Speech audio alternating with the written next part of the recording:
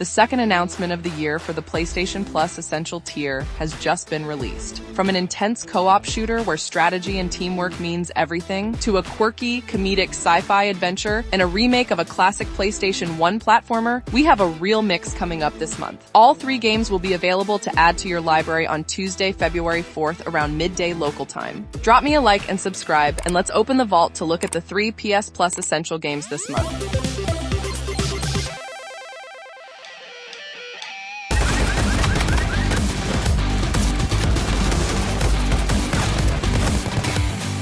Payday 3 is a cooperative first-person shooter, where players take on the role of skilled criminals pulling off elaborate, exciting heists. As a sequel to Payday 2, the game has improved its stealth and action gameplay, allowing players to strategize and coordinate with their team to execute robberies.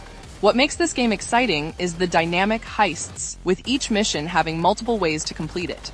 However, even solo players need an internet connection, which can be frustrating depending on your location. Although the storyline itself may be lacking at times, this is still a fun strategy game complete with gadgets, disguises, and teamwork, with a mixed Metacritic score of 66.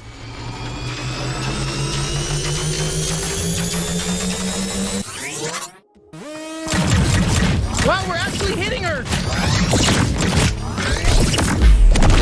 Holy crap, that was cool! High on Life is a comedic, first-person shooter, which sees players become intergalactic bounty hunters in a bizarre sci-fi adventure, fighting against an alien cartel. The twist is that your weapons have a character to them as well, with talking guns and varying personalities adding humor to the game. The gameplay itself blends fast-paced shooting, platforming, and puzzle solving in a creative, unique world. Although the combat can feel repetitive, this is a great option for fans of Rick and Morty, and anyone who enjoys a more comedic game. Although some describe High on Life as ironically bad, this witty game received an average Metacritic score of 67.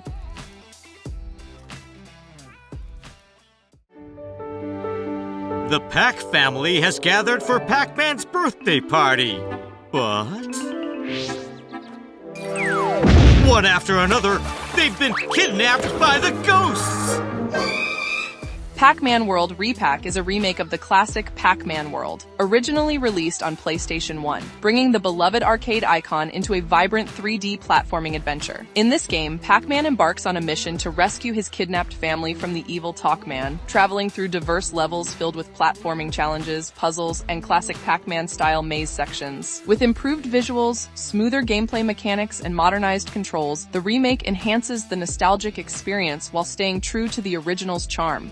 Players can run, jump, butt bounce, and chomp ghosts through a variety of themed worlds, making for a fun and accessible platformer. Although the game isn't very long, the bright, colorful visuals and mix of platforming, mazes, and boss fights makes this a solid experience for both longtime fans and newcomers to the franchise. This classic remake received the highest Metacritic score on this PlayStation Plus games list this month, with a solid score of 71. All 3 games will be available to PlayStation Plus Essential members on February 4th until March 3rd.